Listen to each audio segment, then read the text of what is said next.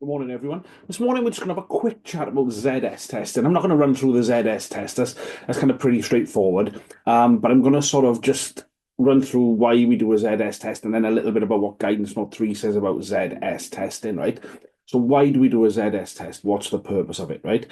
So the purpose of a ZS test is to ensure enough current will flow to operate the protective device, MCB, in the permitted time. Okay, so we're measuring the current that will assume that the enough current will flow. If there's a fault, that the protective device is going to trip, right? So that's the purpose of that particular test, right? That's why we do it fundamentally, right?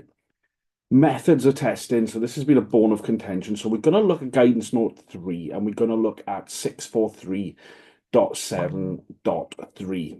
Sorry about that. I forgot to put myself on Do Not Disturb again. So we've got two methods we can do it by measurement. And to measure a ZS is fairly straightforward. Or by calculation, right? So we can do a ZE plus R1 plus R2, right?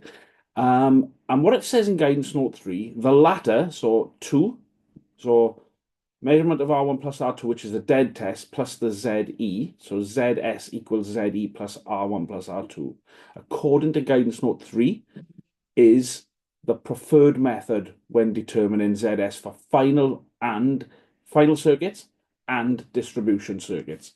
Okay.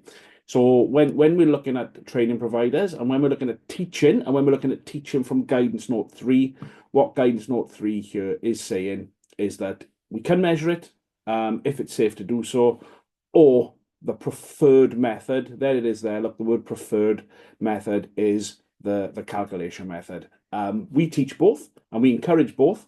And I believe in the 2391 you would test it, and in the AM2 you would calculate it. That's how I understand it works. But for assessment purposes, for me, I'm willing to accept both. I'll generally accept a ZS test if it's done on a socket outlet and the socket outlet is sort of closed up. That's the safest way of doing it. If there's any other way people want to do it by having an accessory open, like a fuse connection unit, a switch or a light, I prefer that they calculated it because I feel if that's a safer way of doing it for the learner and the person doing the test. That's just the way I view it. So that's my take on ZS testing. Well, actually, no, that's guidance 3643.7.3's take on it. What we've got to bear in mind when we're delivering information out there, it's got to be accurate and it's got to be from the book like this.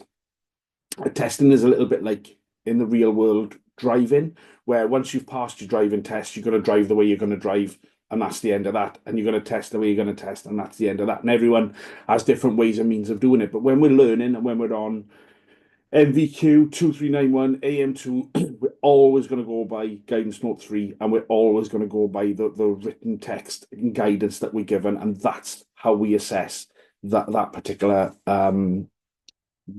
subject. Okay, on all subjects really. So thanks very much for your attention. Sorry about the beeping in the background, but that's my error for not putting my phone on Do Not Disturb. But I hope you enjoyed this video, guys, and have a nice day. Thank you very much.